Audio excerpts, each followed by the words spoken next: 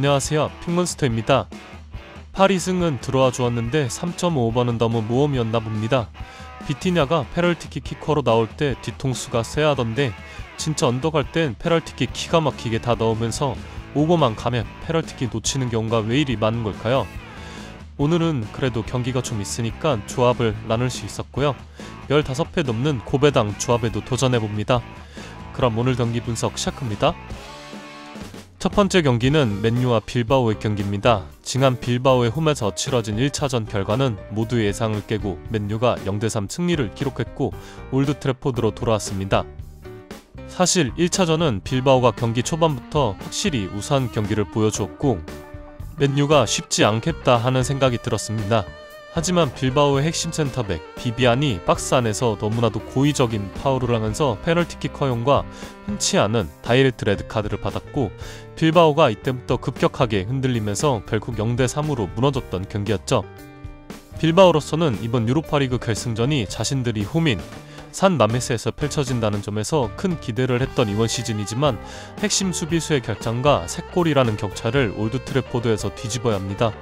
또한 오이안 선세트가 부상인 상황에 추가적으로 2차전에 이나키와 니코 윌리엄스 두 형제가 모두 부상으로 결정하기 때문에 말 그대로 엎친 데 덮친 격으로 상황이 안 좋아진 빌바오입니다. 맨유는 주말 리그 브렌트포드 원정 경기에서 또다시 형편없는 수비로 4골을 허용하며 패배했는데요. 하지만 이미 의미 없는 리그 순위이고 예상했던 대로 리그 경기에서 풀 로테이션을 돌린 모습이었죠. 공적인 것은 부상에서 복귀한 아마드 디알로가 후반전 교체로 출전하여 득점을 기록했다는 점입니다. 제가 아모린 감독이라면 2차전을 어떻게 할까 생각해봤는데 이미 3골이라는 큰 점수 차이를 리드하고 있기 때문에 굳이 위험을 감수할 필요는 없을 것 같다는 생각이 정배이지 않을까 싶습니다.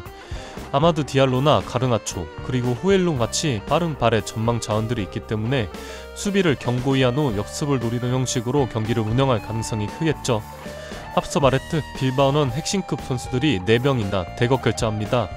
또한 빌바오는 최근 공식전 4경기에서 한 골에 그쳤을 정도로 심각한 빈공을 보이고 있다는 점에서 맨유의 승리를 추천드리며 저득점 양상을 조심스럽게 예상해봅니다.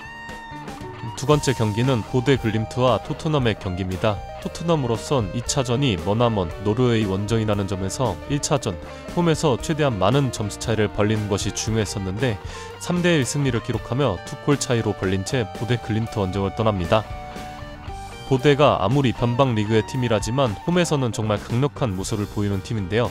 바로 직전 8강에서 라치오를 상대로 우세한 경기력을 보여주는 2대0 승리를 기록했었고 이번 시즌 홈에서 포르투, 베시탁스, 트벤테, 올림피아코스 등 유럽 무대에서 힘께나 쓰는 팀들을 상대로 모두 승리를 기록했었습니다. 지난 1차전 보데는 3골까지 벌어졌던 점수 차이를 한 골 따라 붙으면서 홈에서 충분히 뒤집을 수 있는 힘을 얻었고요. 이번 2차전 부상자 없이 100% 전력을 가동시킬 수 있습니다. 반면 토트넘은 메디슨과 베리발이 시즌아웃 되었으며 부상에서 돌아온 손흥민은 선발 출전은 아마 어렵지 않을까 싶습니다. 앞서 말했듯 보데가 홈에서 나치오를 상대로 우세한 경기력을 펼치는 등 그동안 좋은 모습을 보여왔었기 때문에 보데의 승리 배당이 하락하고 있는 모습인데요.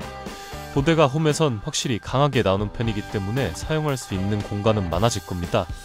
나치오의 경우 뒷공간을 공략할 선수들이 부족했기 때문에 패배했었다면 마티스텔이나 브레넌 존스는 유럽에서 손꼽히는 폭발적인 스피드를 자랑하는 윙어들이라는 점에서 얘기가 좀 다르지 않을까 싶습니다.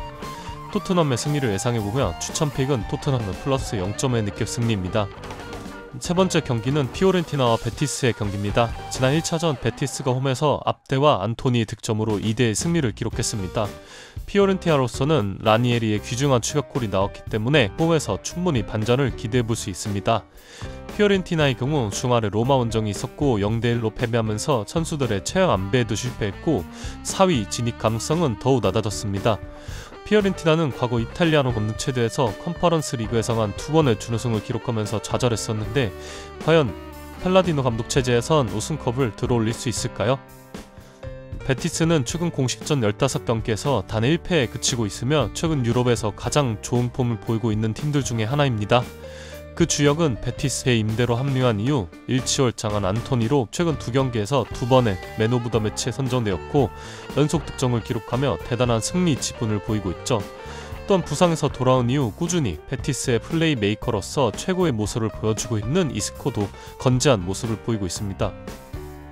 하지만 베티스의 약점이라면 빌드업 상황 3선 미드필더들의 퀄리티가 상당히 떨어진다는 점에 있는데 상대의 압박에 고전하는 경우를 상당히 많이 보고 있고 그때마다 이스코가 내려와서 풀어주는 장면들이 많이 나오긴 하는데 이스코가 내려오는 것이 베티스로서는 좋은 현상은 아니죠. 하지만 과거 이탈리아노 감독 체제에서 피오렌티나는 강한 전방 압박을 기조로 하는 전술이었다면 팔라디노 감독 체제에선 압박을 걸기보다는 자리를 지키는 형식의 수비 형태를 많이 보입니다. 베티스로서는 파이널 지역까지만 올라온다면 이 지점에서 가장 기대가 되는 이스코라는 선수가 있다는 점에서 저는 역배당을 받은 베티스의 플러스 0점 핸디캡 승리로 가보겠습니다.